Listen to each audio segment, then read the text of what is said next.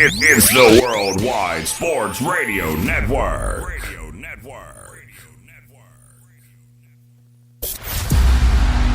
Cause it's the bottom line.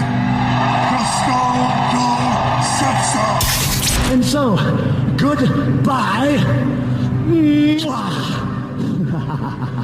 And good night. Bang! Settle! Because I'm better than you, and you know it. Yes, sir!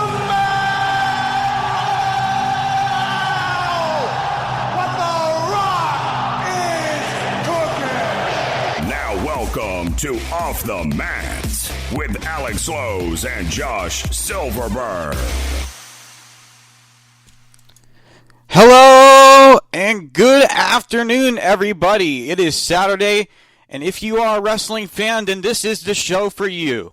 Welcome to a show where we talk all things wrestling and sports entertainment. Welcome to Off the Mat on the Worldwide Sports Radio Network. I'm Alex Slows. With me up north, where it's probably freezing cold right now and a lot of snow, is Lyle Gillen. How's it going, Lyle? It's going really good. It's not as cold as you think it is, man. It's been a little bit nicer out as of late, so it's closer to spring. I'm excited for the warm weather this summer. Stick with us here on the Worldwide Sports Radio Network for an awesome show. But before we get started, we got to do our house cleaning. And that's telling our fans and listeners and followers how they can tune in and access all of the shows here on the Worldwide Sports Radio Network. Because it's not just wrestling. We have a variety of shows you can listen to. We have Down to the Wire with Speedy and Errol Marks, Below the Mic, The Weekend Crunch with Errol Marks and Josh Silverberg, The Ryan Hickey Show, The Wise Guys, Weapons Hot, The Sports Hit List, and so much more. You can follow us on Twitter and Facebook at OffTheMatWWSRN, and follow me and Lyle on our personal Twitters at ShowSlows and at LyleOTM. Also, download the WWSRN app. It's absolutely free, and you can access all of our shows and check out all the articles written by show hosts, as well as get all the shows with a push of a button. You can download the app in the Google Play Store or from the Apple App Store. It's only going to get better here as we grow together as a network. So please, if you have any questions during our show, or if you have any questions on our topics during our show, you can leave comments below on Facebook Live or on our recent on our recent Twitter post at Off the Mat WWSRN. Okay, Lyle, now it's time to get into our AEW NXT recap. Sure, sounds like a plan. So we saw AEW Dynamite open this week with Eddie Kingston versus Pac. I thought the match was amazing. It was a great start with Pac wasting little time going after Eddie Kingston. And this rivalry has been boiling up for weeks. You saw Eddie Kingston get involved with the Dark Triangle, and you saw him say that Rey Fenix is dead weight. Penta, you don't need your brother. All you need is me and Butcher and the Blade, and that's all you're gonna have. And the Lucha Bros, they were not too happy about it. Pac was not too happy about it. So, what were your thoughts on that situation? How do you think this is all going to turn out? I really liked the match. Also, I didn't know what to expect from it. Eddie Kingston isn't the most technical wrestler. Pac is a much different level than him. I was unsure of it. I expected the match to be solid and hard hitting, and it met that. And I thought it was a very good match.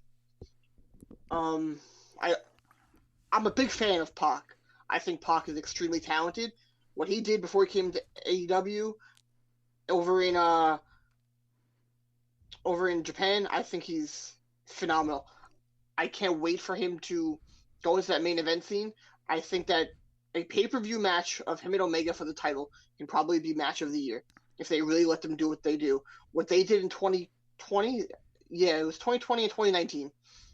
they did phenomenal together. They have great chemistry. Their match at All Out when they filled in for Paige was great. Their Iron Man match was very, very good. But I think that it's a little different for Pac because he's not built up as a main event guy yet. So that might be a little while. But this type of rivalry with Kingston, I really enjoyed.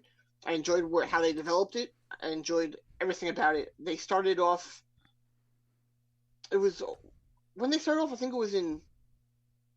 Was it Double or Nothing?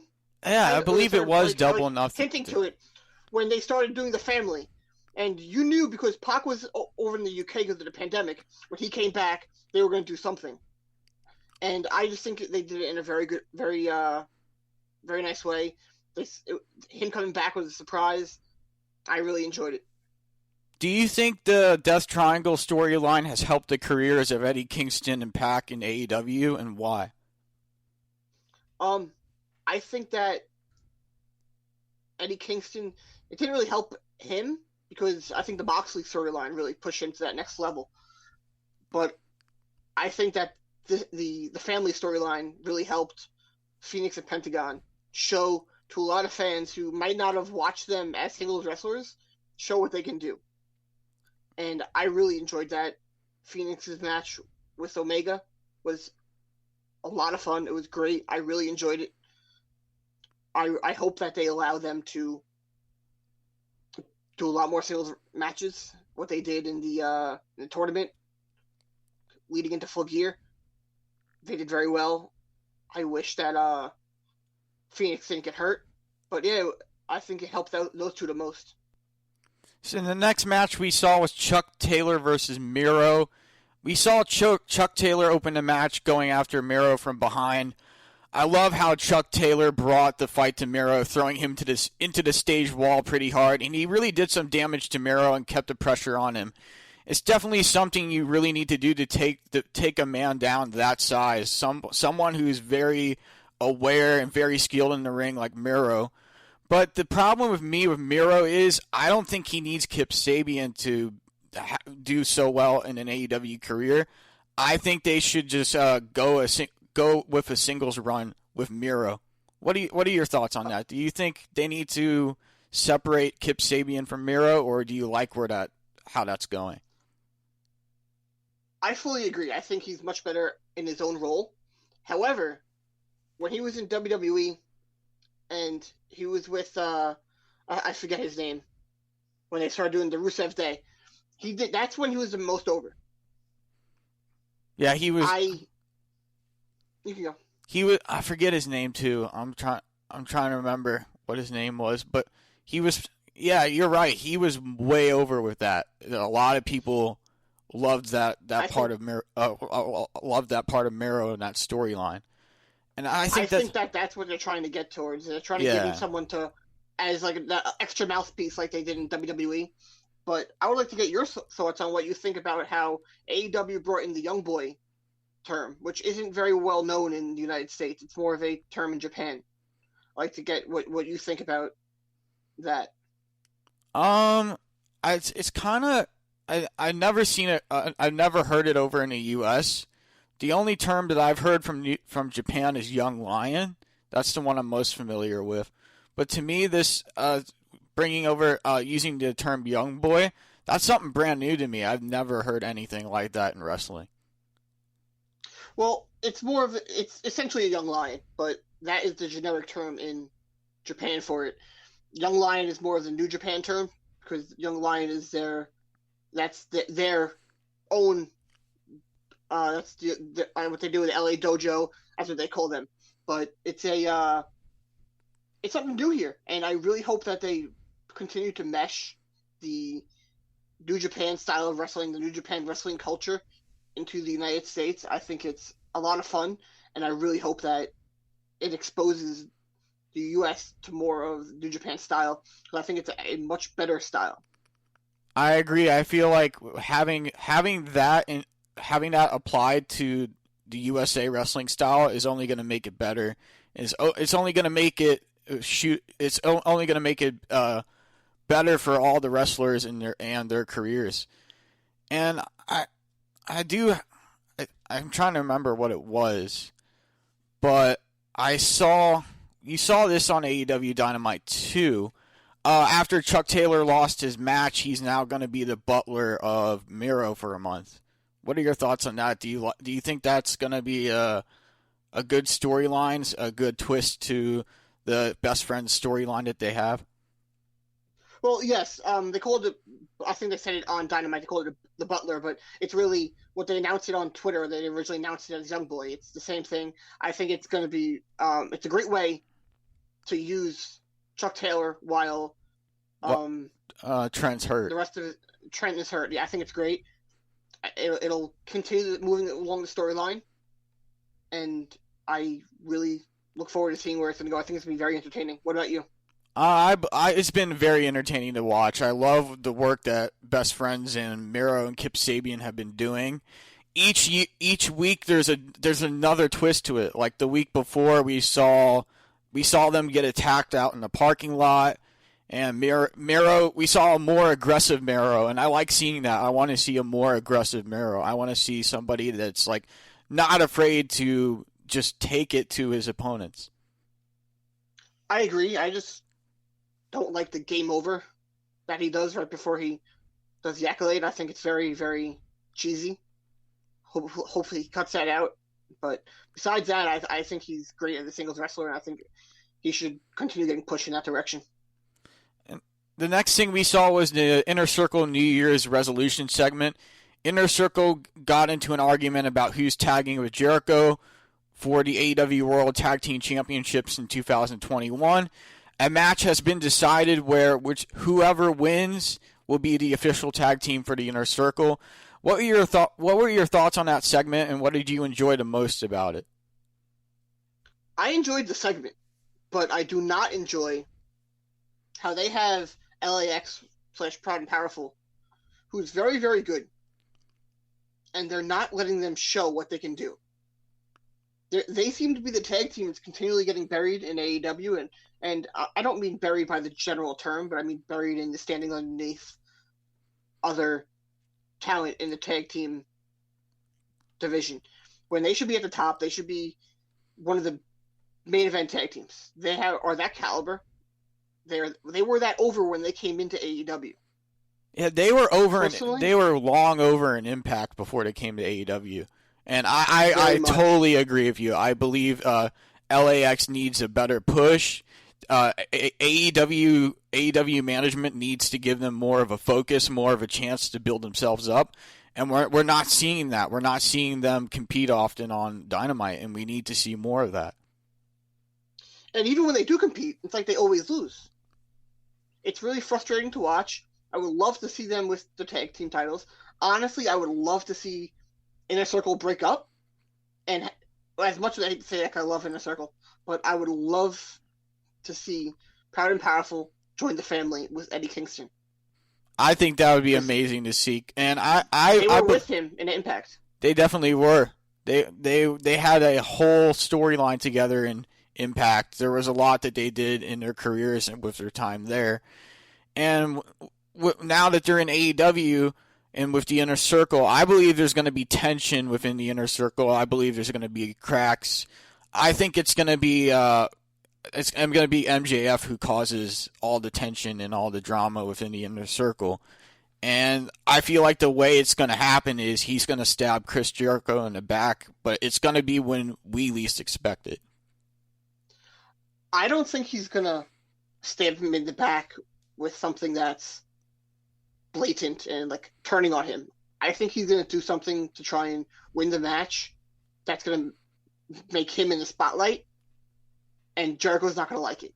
That's how I see that unfolding. I don't think it's going to be something where he goes and attacks Jericho. I think it's going to be something small, something little, where you kind of look and you see Jericho's facial expression. He's not happy about it.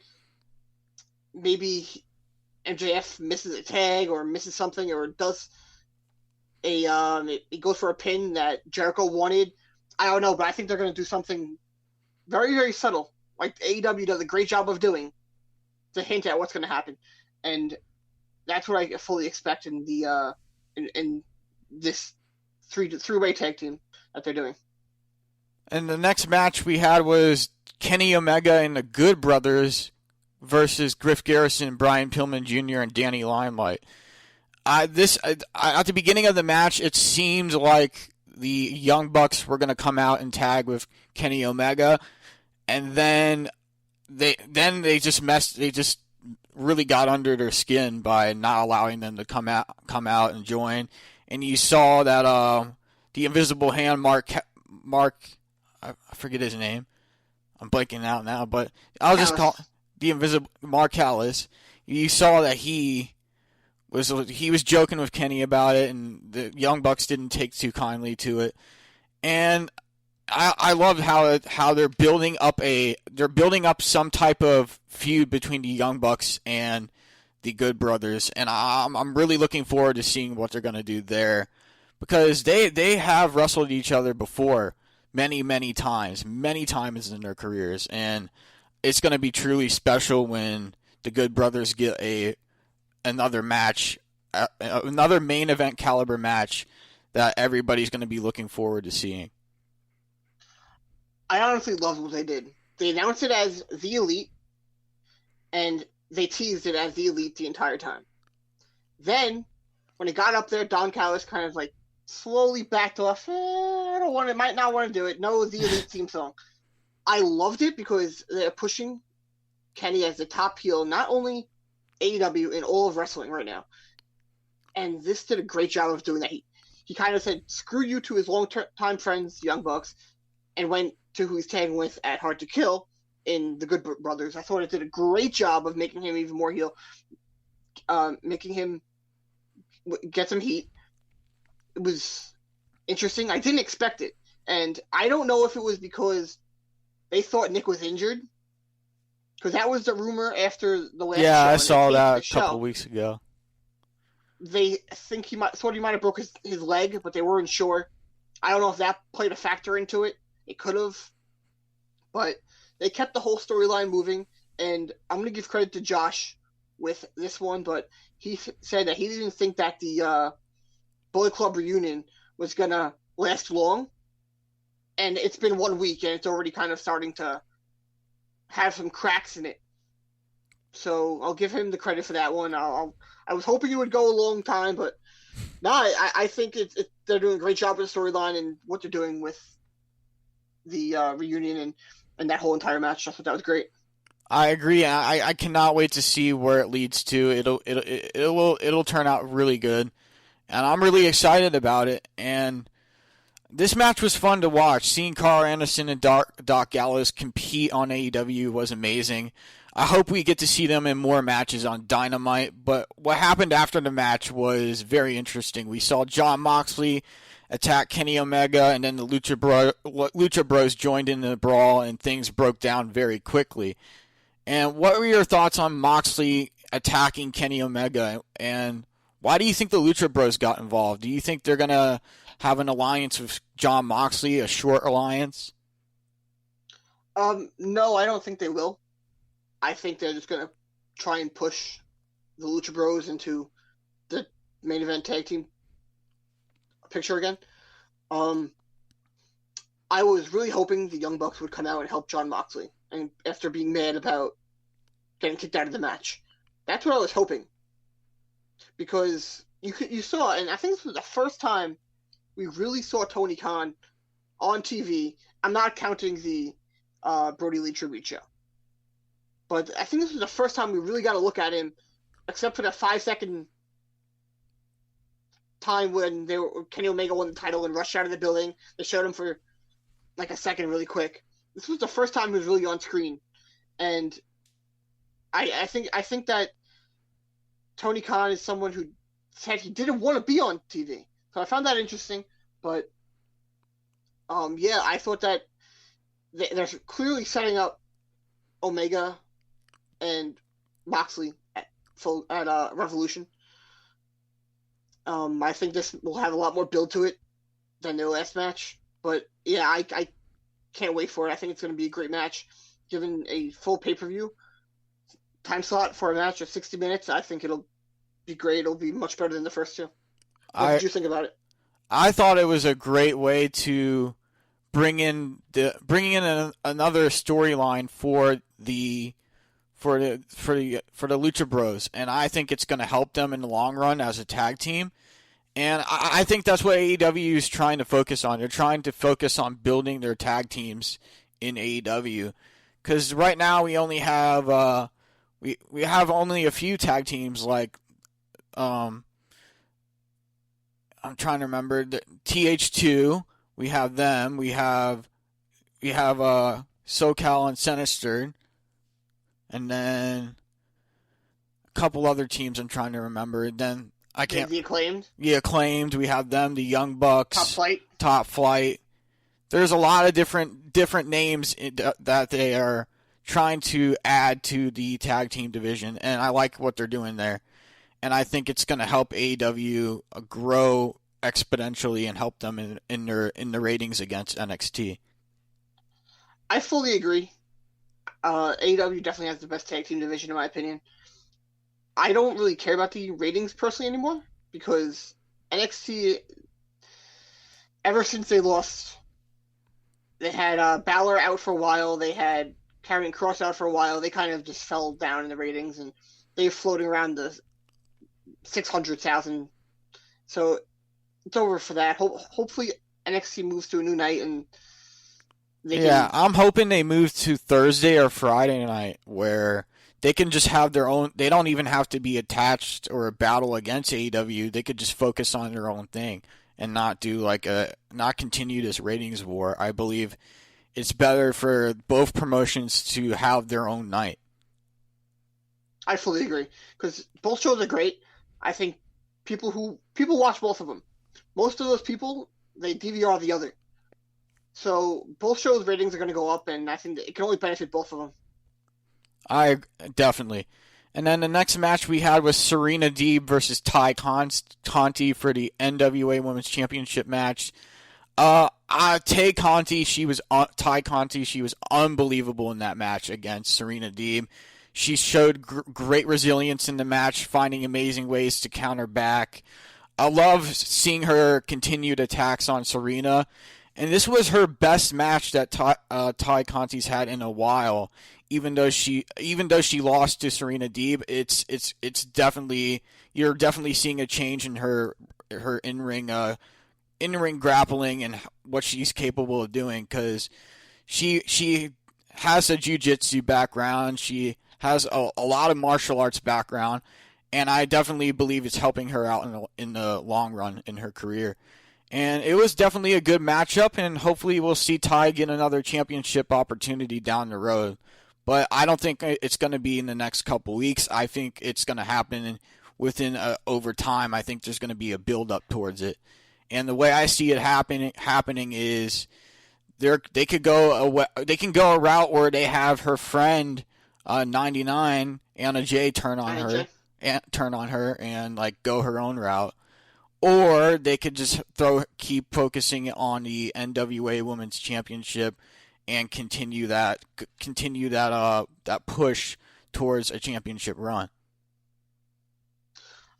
Yeah, I think that they'll eventually get that way with Tay Conti. I do want to say I think that Serena Deeb was probably the best signing AEW had for the women's division. WWE, I think they would regret letting her go at this point because she has shown what she can do. And I don't think they ever used her in NXT. They used her on WWE a long time ago with Straight Edge Society, which, by the way, we had 2/3 of Straight Edge Society on AEW last night. Waiting for you.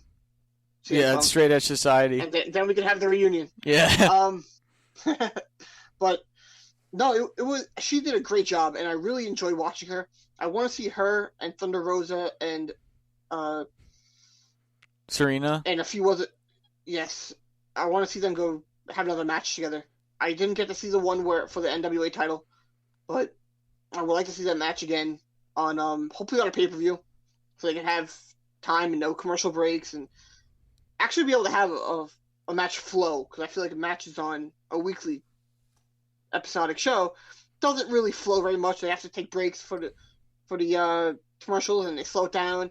But no, I think a match between them two again would be great. I enjoyed this one. Tay Conti really got to show what she can do, and it was fun. It definitely was, and it's something that I think I'm going to remember seeing that match for a while because it was phenomenal. And now the final match was Darby Allin versus Brian Cage, TNT Championship match. Darby was just aggressive right out of the gate. Drove Cage into the guardrail head first. Cage countered back, dropping Darby on the outside floor, and then he tossed him over his head through the announce table on the other side. And it was crazy. This match was probably the most hard hitting matchup we've had all week. And Darby was busted open. You saw the gash across his head. And you had to think there was no way at the beginning of this matchup that Darby was going to be able to counter back because Brian Cage was just tearing him apart early on. You can tell Darby was trying to tick off Brian Cage and get under his skin. And it paid off for Darby because he took full advantage of that and he bit into Cage's hand, who landed hard on the steel steps and then capitalized on Cage with the coffin drop. This match was unbelievable. A great main event, and I enjoyed every second of it. I think just how much these two were beating the hell out of each other, it made the episode of Dynamite very amazing and something to tune in for. And then we saw Sting come out towards the end of the match because Ricky Starks almost got involved, and then Sting hit him with the bat. Do you think Sting helping Darby Allin? Do you think he could have be a role in Darby's corner as a manager? I don't think they're gonna have Sting manage for a while. I know that they want to have Sting do cinematic matches. I think that's where that will lead to. But I really enjoyed the match. I thought it was great. Brian Cage whooped his butt. He beat him all over the place, threw him through the table, like I said. I really enjoyed it. And I didn't know if you caught this, but when Darby faced Cody, and Cody beat him in the TNT tournament right before they had the match at Double or Nothing. If you remember, Darby tried to pin Cody with a crucifix, and he failed. And Taz told him how to do it correctly. And Darby didn't want to do it. And Darby beat Brian Cage doing the crucifix correctly. That's how they did. I thought that was great storytelling. It brought back the entire Taz and Darby storyline a full 360. I really enjoyed it. I thought it was very well done by AEW. And I said it earlier in the show, but I think they do a great job of doing little tiny things in storylines to really make the person who's really paying attention really reward them. Definitely. And now it's time to get into NXT. We're getting short on time, so I really want to just get through this pretty quick. So we had Shachi Blackheart take on Candace LeRae. This match was okay. I think Shotzi showed great technique in the match using the armbar on Candace. She kept the pace on Candace LeRae and did not allow her to regain composure. Hartwell got involved, allowing Candace to regain control of the matchup and win. I like to see how much Shotzi keeps improving in the ring, and she's getting better over time in every match she competes in, and I can tell she was more aware of in this matchup, and her development is paying off even though she did not win. And do you think Shotzi is ready for a championship run for the NXT Women's Championship? And if not, do you think she needs more time to develop? I think she could definitely be in that picture. I'm a big fan of Shotzi. I think she's great. I think she's very entertaining. Her and Thunder Rosa are probably my two favorite female wrestlers right now. I think in the near future she definitely can be. Yeah. And do you think she could? Yeah, definitely. I 100% agree that I could see her going up against Io Shirai for the NXT Women's Championship down the road at some big pay-per-view. And she's extremely talented. There's a lot that she's capable of. And I'm hoping to see this match happen very, very soon. I even teased about it on my Instagram story. I said this match needs to happen sooner or later. And it was a picture of Shotzi Blackheart holding up the NXT title in Io Shirai's face. So I definitely think this could be a main event worthy matchup because both wrestlers they're very talented. They're very intriguing, very fun to watch. They have great mic skills, and they do amazing in promos. And I think it will work. It will work out for both of them. I agree. And then we also had the Grizzled Young Veterans. We had the start to the Dusty Rhodes Tag Team Classic. That match was good. I also liked seeing the debut of MSK against Jake Atlas and Isaiah Swerve Scott. What surprised me the most in that matchup was how fast and how agile these two were, and using everything to their advantage on the outside floor. And this match definitely impressed me from MSK, seeing what they can do and how much they can deliver in a match. And it was incredible. And now MSK is advancing in the tournament. We also have Grizzled Young Veterans advancing, and then we have Undisputed Era advancing in the tournament. So it's down to 3 teams advancing so far. And I'm really looking forward to seeing how this men's tournament goes. But we also have the women's version of it, and the teams were announced for that. We have Team Ninja, Kaden Carden, Casey Catanzaro, Mercedes Martinez, and Toni Storm. We have Ember Moon and Shachi Blackheart, and the way Candace LeRae and Indy Hartwell. So I'm looking forward for this tournament too. I think the first team that's going to push through is going to be Toni Storm and Mercedes Martinez because of how aggressive they are and how far they are willing to go and take things in a match. So this is going to be one of those tournaments where only the strong survive, only the most prestigious tag teams survive in a tournament. I fully agree. I think the Mercedes and Toni Storm are going to win the female Dusty Rhodes Tag Team Classic, but I want the Grizzled Young Veterans to win. I think they're great. I'm a big fan of them. They're very entertaining to watch. I expect them to give it to MSK because they are new and giving that push. But I would like to see the Veterans win. They're probably one of my favorite tag teams in NXT right now, which I'm really not big on a lot of the tag teams in NXT. Breezango, I can't get into that. Yeah, I can't. I just think the name is terrible. That's what drives me away. It's the classic WWE taking 2 names, smashing them together, and just putting them out there. They're very talented, but they need a different name. Yeah, I agree. I feel like Breezango needs to change things up and really go a different route. And as for Everrise, I don't see myself getting into Everrise too. I feel like something needs to be done in development with that team to get people more interested in them. But the one thing I like about them, and Josh can attest to this because Josh told me, they're funny, they're witty, they like to poke fun at the other teams. That's the one thing I like about this team. They're not afraid to really just go after the other teams and try to put pressure on the other tag teams in NXT. But I really think NXT needs to find another way to get people to be interested in this tag team. I fully agree. I think you said it perfectly. I think that they need something a little different to revitalize them. And then the other thing we saw on NXT this week, besides the Dusty Rhodes Tag Team Classic and the women's tag team announcement, was Dexter Loomis versus Johnny Gargano. That was a really interesting match because at the end, we saw Kushida come out, and Kushida grabbed the NXT North American Championship, and now NXT is teasing a match between Johnny Gargano and Kushida, and I feel like this is the moment where Kushida is going to capitalize, and that NXT is going to have him take the reins with the NXT North American Championship and run with it.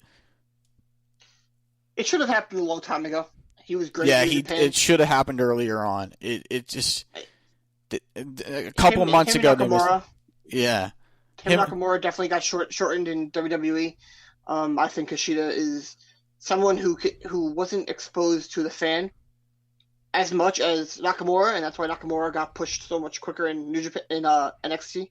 But Kushida is a phenomenal wrestler, and on the entire span of NXT, where you look at other companies and they'll have that weight division like New Japan does. Kushida was in the juniors division. In NXT, Devitt or Balor, to people who don't watch New Japan, he went straight to the main event scene. Kushida is a talent that he could have also done that, and he should have. And hopefully he goes on a nice North American run, then goes to the main event scene where he belongs. I agree. And I feel like this is really going to help his career. This matchup between him and Johnny Gargano, I think it's going to be at a pay-per-view event, and it should be at a pay-per-view event for NXT. I don't really, it doesn't really grasp much attention when it's on a Wednesday night show. I feel like it would be better for them to hold off this match a little bit longer and wait till a pay-per-view. I fully agree. I think that being on a weekly show wouldn't do it justice, because the majority of the time when you have a championship match on a weekly show, it's 20 minutes at most. On a TakeOver, which they're doing on February 14th, it could maybe be a 30-minute match. And it could be a much more impactful match that you remember for a while, which is why it should be there, because they're both that good enough to do it. I agree, and it's going to be fantastic when they do it, and it's going to be a great matchup. And there's a lot in store for NXT this week and in the next couple weeks. But when we come back from break, join us for Flashback Saturday, the mic drop, our New Japan Pro Wrestling New Beginning preview, and our finishing move here only on Off the Mat on the Worldwide Sports Radio Network. It's the Worldwide Sports Radio Network.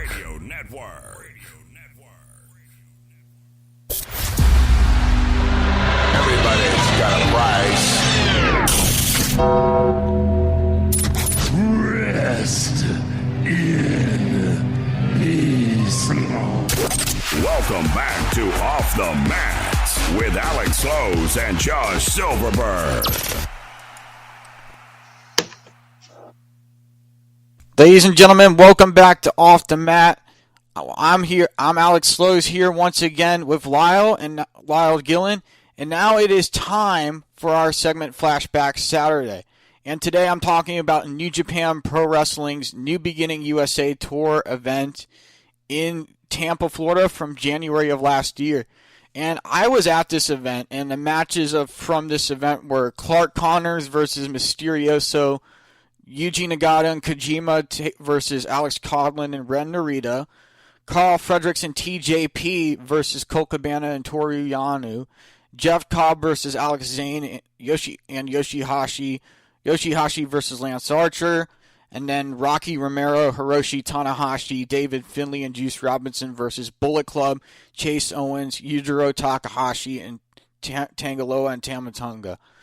The first thing I remember about this event is they had a lot of different merchandise there that you could buy, a lot of different items, Bullet Club items, Hiroshi Tanahashi items. They had Mysterioso mask. They had Young Lion New Japan t-shirts, a lot of different things that really caught my eye and got my attention. And then they also had a place, a photo area where you could take a picture in front of the New Japan logo. And this was my first New Japan show ever that I went to. This was not a live show. This was a house show. And I got to meet Lance Archer before the event. And it was $20 for an autograph and $30 for a picture, I believe. And he was really nice. I got to speak to him for a little bit and talk about his career and the things that really got my attention. Because before this event, a month ago? But a month before this event, I remember seeing him and Jon Moxley battling for the IWGP US title. And I talked to him about that match. And he told me that he had to get 8 to 10 stitches in his arm from the gash going through the table. Oh. Yeah, he said it was a brutal match between him and Jon Moxley, but they it was something that he will remember in his career because they tore it up in that ring. And the other thing I talked to him about was his time in Suzuki-gun with Minoru Suzuki, and that was really cool. And my favorite matches that night that stood out to me the most was the Bullet Club match against Hiroshi Tanahashi's team. And then at the end of the night, after the match, Hiroshi Tanahashi stayed, and he circled around the ring a couple times, took pictures with fans and autographs with fans, and cool. I thought that was really nice to see. And after the show, I was walking outside with my dad to our car, and I see Alex Conlon talking with his father because his father lives in the Tampa Bay area, I believe. And he saw us walking to our car, and he stopped me because I think he recognized me and my dad, because we were sitting in the front row section of the arena of that venue. And he asked me what we thought about his match and what we thought about it, what caught our eye the most, and if there was anything he needed to work on. Because at the time he was a young lion, and this was before he went up into the New Japan Strong League. So it was really cool to see. And I told him I have a passion for the sports entertainment business. I want to go into doing commentary and stuff, and he told me to keep shooting for it, man. Keep working hard, stay motivated, do whatever you can to keep that passion alive. And that was really cool to hear from him. And then as I was walking away from him, I see I think it was Clark Connors or Carl Fredericks. I think it was Carl Fredericks. He ran out from the locker room because Alex Conlon forgot something in the locker room, so he was running out to him to give something to him. So that was cool, and it was a really fun night. And the one thing that I missed that I didn't really get to see, as they announced for this event that Jay White was going to be there and Jon Moxley was going to be competing too, but they could not make it to the show, both of them, because it was a long distance travel thing. And so I guess things come up when you're trying to get halfway across the world. And he was one of the wrestlers I was dying to see. I was wanting to see Jay White in action. And because of his popularity and just how gifted he is as a performer. And that would have been cool to see him at a house show, because that rarely happens. And what was your first New Japan event you went to, Lyle? What was the one that was really fun, and who were the talent that night? Who were on the card? Well, my first one, I went to G1 Supercard in Mania weekend, Mania 35 weekend at Madison Square Garden. But the one I want to talk about that's the most memorable for me, it was Fighting Spirit. Me and Josh went, and show was supposed to start at around 7 o'clock, 8 o'clock. But for some reason, New Japan didn't have an ambulance, so they couldn't start the show. So they had to wait an hour and a half, 2 hours to actually start the show, because I think it's New York State law, they had to have an ambulance there for all sporting events. So they couldn't do the show yet. The president of New Japan USA came out. He's sweating bullets. He's all nervous as can be. And in very, very, very broken English, he's apologizing to everybody, bowing to us, and then he leaves. And then a little bit later, Rocky Romero comes out, apologizes, throws out some T-shirts. It was just, it was a very good show. The main event was Evil and Sanada versus Okada and Ibushi. I got to meet Ibushi before the show. He was very, very nice. He bowed to me. I bowed back. Very respectful. It was a fun night. It was different from the G1 Supercard that I went to, which had Okada and Jay White. It had the first Ibushi and Naito match of the last couple of years, which I think was the best one they had together. It was, but the Fighting Spirit was fun. You mentioned the merchandise line. I didn't even go on the merchandise line. It was wrapping around the building. Oh, wow. It was insane. I just said, screw that. And me and Josh went to our seats, and we were behind a pole We were behind a giant pole in the Manhattan Wow. Center. So we went and complained, and they moved us to the floor seats. It was great. But yeah, it was a fun show. Yeah, New Japan, their events are just so much fun. I know there's one coming up that I think Josh got tickets to. Wrestle Dynasty at the Madison Square Garden. Yeah, me and Josh we're gonna try and go to that last year in August, but that got postponed to this year's August. We did not get tickets yet. But hey, if you want to come up here and join us for Wrestle Dynasty, you're more than welcome, man. I'm honestly I'm thinking about it. I would love to go to a live New Japan show because I haven't been to a live one yet, and that would be memorable for me. I think it would be a fun week. Well, they want to make that like a Wrestle Kingdom kind of event, so it's probably going to be a major card. So it would definitely be something. If you're a New Japan fan, you should definitely want to come to New York, and that goes for everybody out there. New Japan does a great job. I think they're the best wrestling right now in the world, and it's can't miss. I agree. Now it's time for our New Japan Pro Wrestling New Beginning preview because we're kind of really running short on time. And the matches we have are Yota Tsuji Kojima versus Great-O-Khan and Will Ospreay. Doki, Kanemaru, El Desperado, and Suzuki take on Jado, Gato, El Fantasmo, and Taiji Ishimori. Tomohiro Ishii, Hiroki Goto, and Okada versus Dick Togo, Yujiro Takahashi, and Evil. Tomoaki Hanma, Hiroshi Tanahashi, and Kota Ibushi take on Naito, Shingo Takagi, and Sonata. And then Master Wato and Sho versus Bushi and Hiromu Takahashi. I'm very interested to see if Jay White's Bullet Club will get into a war between Evil's Bullet Club during this New Beginning tour because both want to be the leader. Both of them want to be the main focus of the Bullet Club. And I think this should be decided in a main event 5-star caliber matchup between Jay White and Evil. I think it will. That's where it's going to go. But right now, a lot of people are questioning about Jay White, where he's going to go. I would like to tell everybody, if you're unsure what's happening or you want to go to WWE, he's not. He still has a few more years left on his contract. It's all work. Calm down. Jay White I don't know if he's injured, but I think he's taking time off. They removed him from the New Japan roster on the website, but he's still advertised for March, which they announced the New Japan Cup in March. So he will be back then.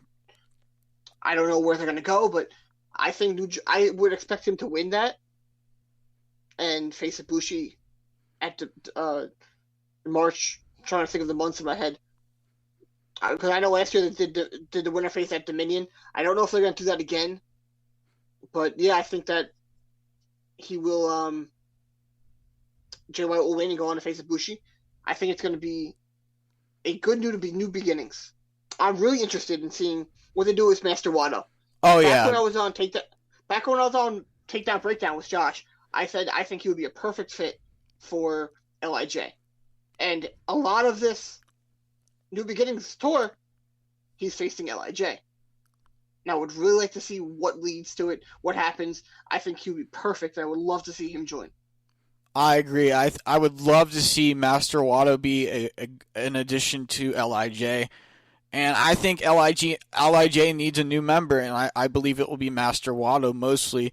But then you also have Yoshihashi. There's rumors going around that he might push his way into LIJ or separate himself from I'm trying to remember. Chaos, yeah. Separate himself from Chaos.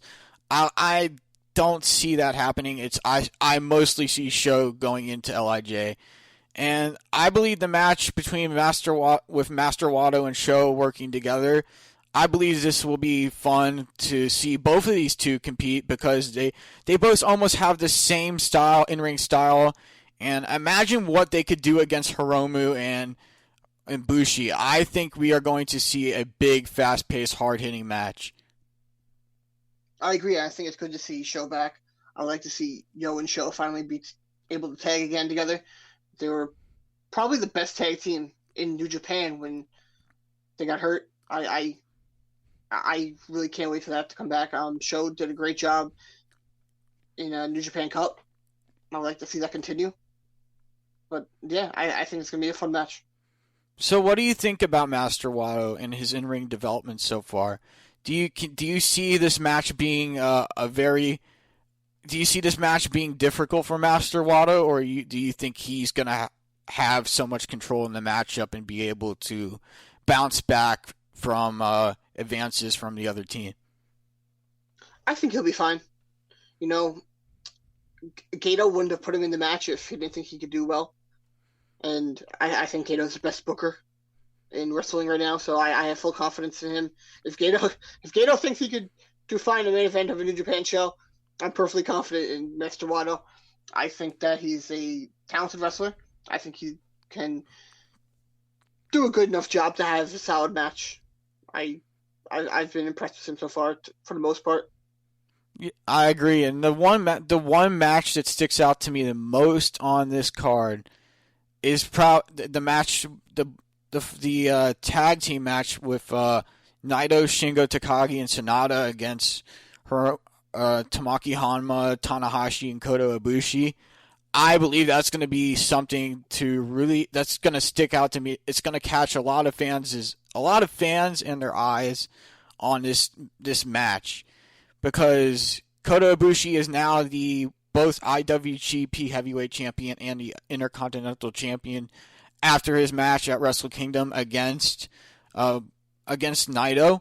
And I actually wrote an article about this. I did an article on this match before it even happened. I wrote an article saying that Kota Ibushi, this would be his time to win the championship and run with it for a long time and really show the world what he's capable of and what he's able to do.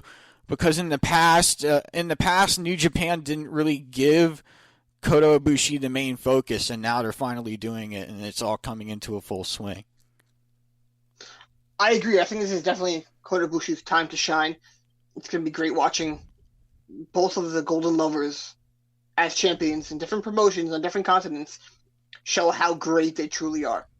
And I think so many people out there are going to be able to see Kota Ibushi on this new level, because a lot of people who aren't real New Japan fans don't hear his name as often as Okada, as Naito, as Jay White, as other guys who are always at the main event scene. So I really do think this is definitely Ibushi's time to get into that spotlight with everyone else and really show that he is one of the best in the world, which I think he is.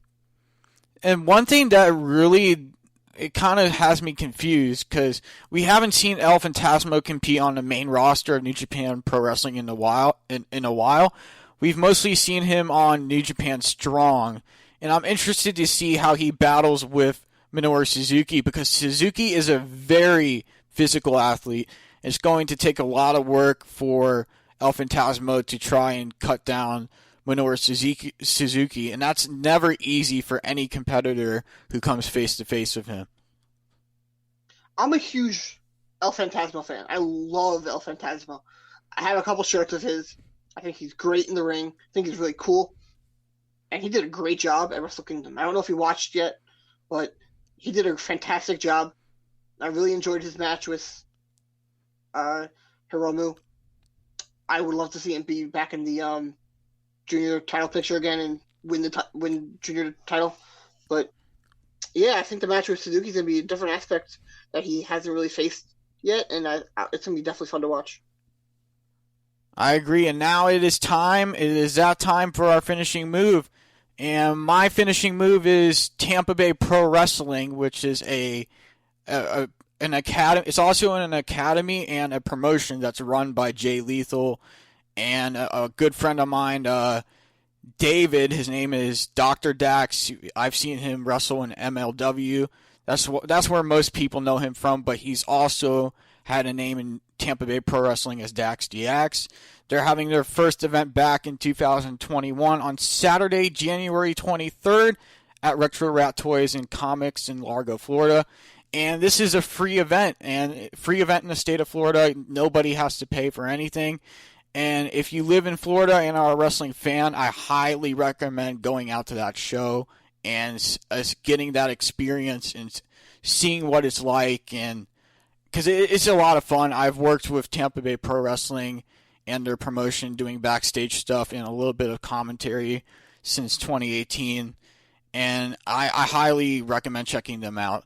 For more information on that, visit facebook.com/Tampa Bay Pro Wrestling. And what's your finishing move, Lyle? What do you have for this week? I want to go with Hard to Kill. Tonight, Kenny Omega is making his Impact debut, and I cannot wait. I think the match is going to be great. Unfortunately, Alex Shelley is not in the match.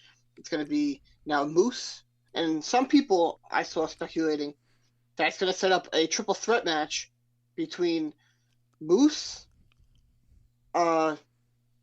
Rich Swann, and Omega for the Impact title.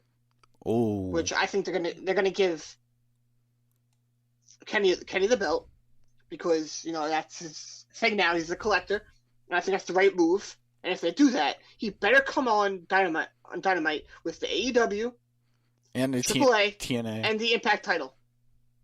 I think it's gonna be a great match. It's gonna be fun. I'm a big Kenny Omega fan. I've really been enjoying this new version of Kenny, and I'm excited to see this match tonight. I'm going to have the Island game on my TV. I'm going to have my tablet with Hard to Kill on it. I'm going to watch both at the same time. I'm really excited for tonight. It's going to be a lot of fun. Yeah, I heard it's going to be a really good event, and there's a lot of amazing matches on that card.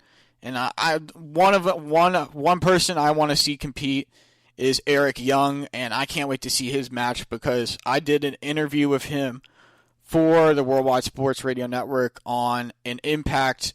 It was a Impact seminar where there were people from all different media that were in line to ask questions, and we could only ask one question at a time.